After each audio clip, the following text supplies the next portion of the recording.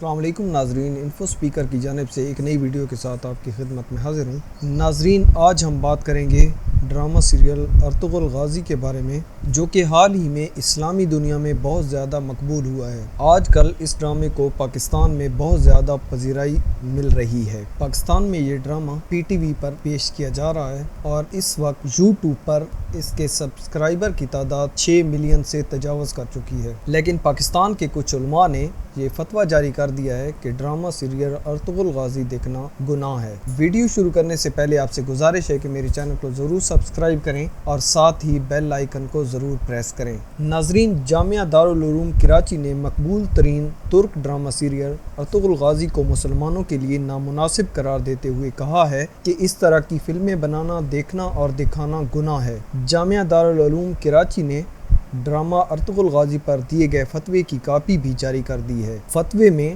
Drama Ertugrul Ghazi سمیت اس طرح کے دیگر ڈراموں کو اسلام کے خلاف سازش کا حصہ قرار دیا ہے۔ جاری کردہ فتوے کے مطابق اسلام اور اسلامی شخصیات کو یا ان کے کارناموں کو ڈراموں یا فلموں کے ذریعے پیش کرنا خود ان ہستیوں کی شان مجروح کرنے کے مترادف ہے، لہٰذا اس کو اسلامک ڈرامہ کہنا درست نہیں۔ فتوے میں یہ بھی کہا گیا کہ ڈراموں میں اپنی طرف سے حلیہ، لباس اور گفتگو کو منسوب کیا جاتا ہے، جو در حقیقت اسلام کی خدمت نہیں بلکہ اسلام کے خلاف سازش کا ایک حصہ ہے، لہٰذا اس طرح کی فلمیں بنانا، دیکھنا اور دکھانا گناہ ہے۔ ڈرامہ ارطغرل غازی دیکھنے سے متعلق مذہبی حلقوں میں مختلف آراء پائی جاتی ہیں۔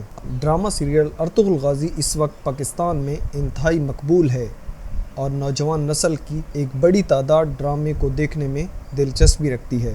ناظرین، آپ کی اس فتوے کے بارے میں کیا رائے ہے؟ اپنی رائے سے ضرور آگاہ کیجیے گا۔ ملتے ہیں نیکسٹ ویڈیو میں، تب تک کے لیے اللہ حافظ۔